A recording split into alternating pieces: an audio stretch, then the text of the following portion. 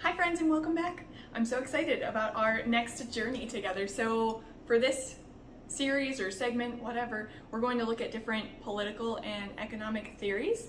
And as always, my goal is to make the information easier to understand because trust me, some of this is pretty difficult.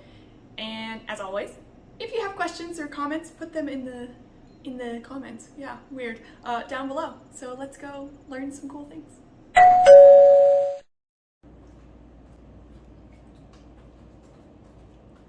Comrades, I wanted to be a fairy. My family left these when they came to visit, and I wanted to wear them, so here we are. Today we're going to talk about an essay called Wages Against Housework by Silvia Federici, and I was going to try this without glasses, but that is a bad idea, because even at 18-point font, it's still blurry. So yeah, I was trying to reduce the glare. Someone smarter than me knows how to fix this, but it's not me, so we're rolling with it. So yes.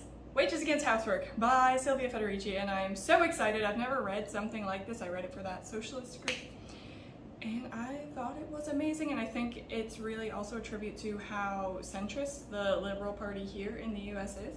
I'm surprised the Duchess is coming near me wearing these, but she is. So, like, in our society today, we think something like asking for paid maternity leave or even paternity leave is like super radical. But have you ever considered paying women for their domestic labor? So that sounds so outlandish for us here in America, and I really think that we need to talk more about things like this. So here we go, let's do it!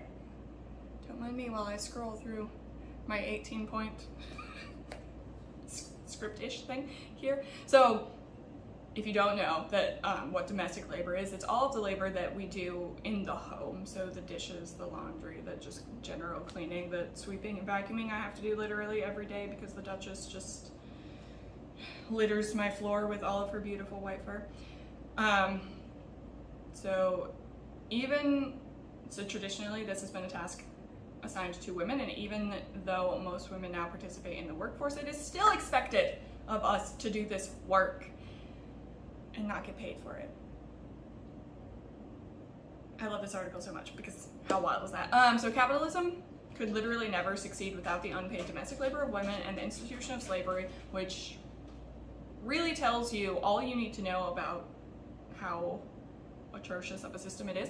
So Federici starts off by explaining that by viewing wages for housework as a political perspective, we would revolutionize our family and social relations. So undermining the extreme oppression of women specifically under capitalism would change the whole system. So it's not to say that it would like end capitalism, but it would reorganize our society from the way that it is right now. So housework obviously is not considered a job in this crazy society. So domestic labor is considered separate from work, and it's something that we are responsible for ourselves, as if it doesn't also create value for the rest of society when we have individuals, those women, that are expected to do the work out of the goodness of our hearts, right? Or from some innate servitude stemming from the desire to serve our masters, which is our husbands, or just men in general in society, if you have different sexual relations. So even if you are in a gay relationship as a woman, you are still serving the broader society of men. So Federici describes the housework of women as, quote, the most pervasive manipulation, the most subtle and mystified violence that capitalism has ever perpetuated against any section of the working class. How poignant. When we receive wages from our employer in the system, we believe that we are receiving a fair deal. I work, I get paid. However, these wages disguise all of the labor that you are not paid for and that goes to your employer instead. So we have no idea how much revenue each one of us creates for our employer per each hour of work that we do. I literally think we would be horrified to know the number. It's very much like this article I saw circulating a while back about this pizza shop that gave all of their staff one day the profits for that day for whatever reason, I don't remember. But it said that that day the staff made $78 per hour. Do you know what that means? That means every other day that those staff are working for what? probably $8 an hour or something completely ridiculous. Their employer takes $70 an hour away from them for the work that they did. So, and that's a pizza shop. Like, imagine somebody working in an Amazon warehouse or a Walmart somewhere, or like a defense contractor, a pharmaceutical company, an agribusiness.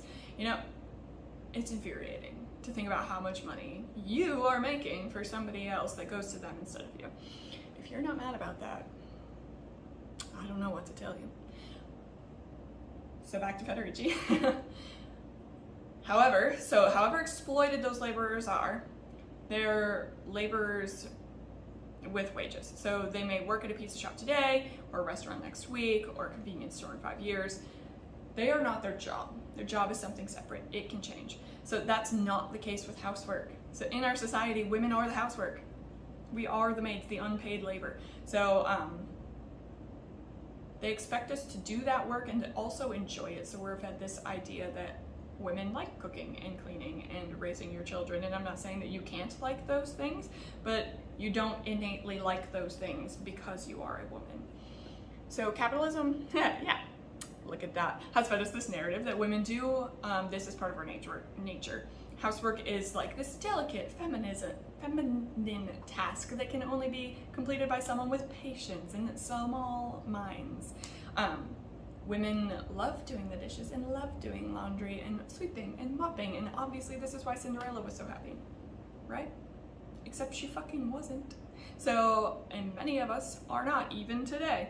So by perpetuating this belief that it is the nature of women to perform housework, capitalism is able to separate that housework from waged labor, hence denying women the ability to organize around better working conditions. So society and capitalism has told women that the best you're gonna get out of life is a husband and children, and you have to cater to them, and if you're not happy about this, then there's something wrong with you, and you are not a real woman.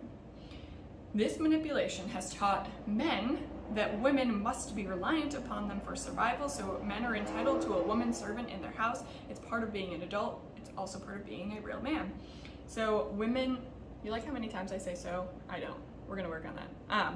Women have been forced to provide the emotional support for men that are belittled and exploited at work, and oftentimes we become the bearer of the brunt of aggression that builds up from the daily maltreatment of the waged workers, which have traditionally been men, in the form of domestic abuse. So they go to work and they're abused at work, and instead of taking that out on their employer, they come home and they take it out on us or our children.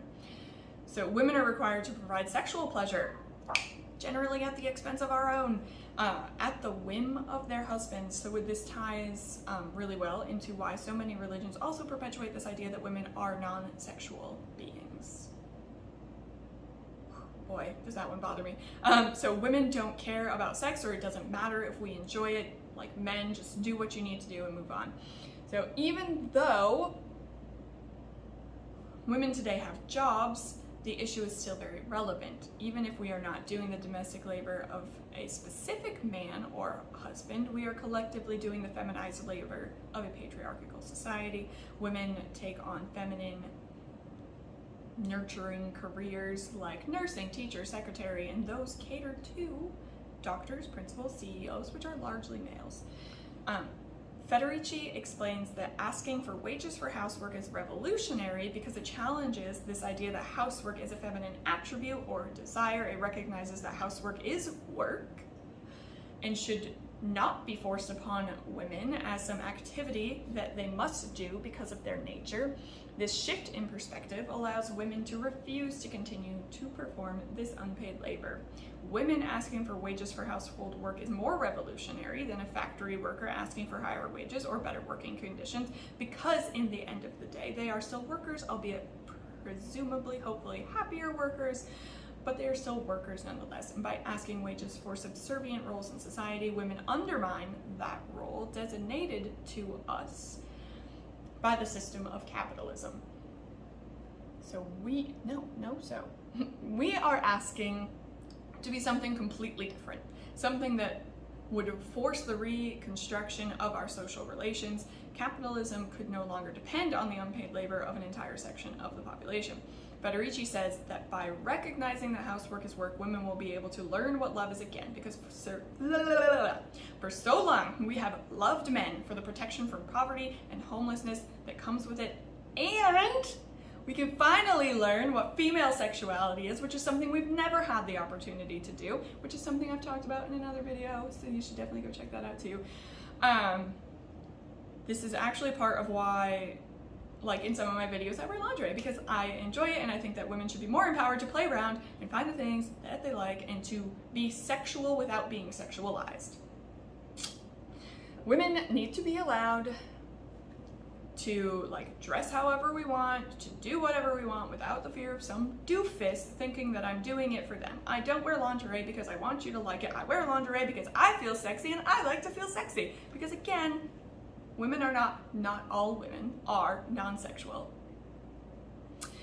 In the final section, Federici addresses the argument that being paid for housework could just turn into the expectation that we will perform more housework, that in our society men believe that we do housework because it is easy and we do it because we love them and it's in our nature to be servants to someone else. If housework is seen as work and not the product of love, we can refuse to do both. We can refuse to pretend to love somebody for the protection that it provides us in a patriarchal society, and we can pretend to we can refuse to wash dishes because somebody else thinks that we enjoy doing that. So it's similar. So this is similar to how I see a lot of people on social media talking about how men complain about how high maintenance women are. But it's just men realizing that the more women have access to jobs and resources, and if people were paid for domestic labor instead of it being an unpaid job of one's wife or partner, we are less reliant on them for money and security, and they actually have to learn to offer more than income. And that bothers a lot of men. They have to learn how to do their own emotional work. They have to clean up their own fucking mess. And they have to learn that sex is not something that they are entitled to. So while this video is probably already getting on the longer side, there were a couple of things that I wanted to note that aren't mentioned in the pamphlet. I wanted to mention that for as much as all of it is made out to be like in the female nature, that doing all of this housework, domestic labor, it's normal for us to want to clean and to have sex without orgasms, which is complete bullshit. Our patriarchal society has also just as much convinced us that men cannot love anything but themselves. Like, we're told that men don't really want anything to do with raising their children, that they don't want to be tied down by a family, that they shouldn't express their emotions, which ties back into how they need to do their own emotional labor. That's just a thing that society tells them that they're not required to do or has actually prohibited them from doing. So patriarchy is bad for men and women and non-binary and gender non-conforming people, which I've said many, many times. I'm sure you've heard this before from me, if not somebody else. But all of that is just as much nonsense as the idea that maintaining a clean house and raising children is fun and easy work for women. So the system hurts men, like I just said, just as much as it does women. It degrades us all into nothing more than profit-producing machines for capitalists incapable of knowing our true selves and finding fulfillment in our relationships because they have become transactions, not enjoyment.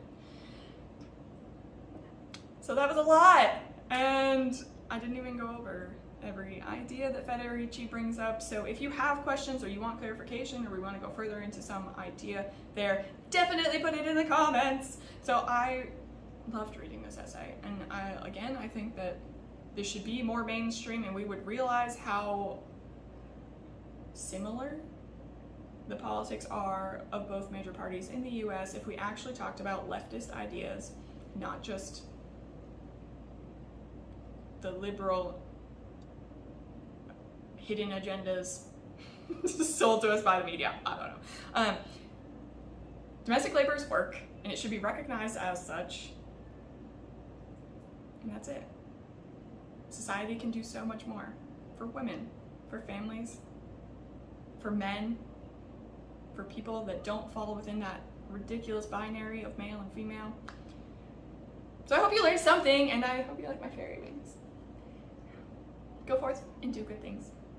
Until next time.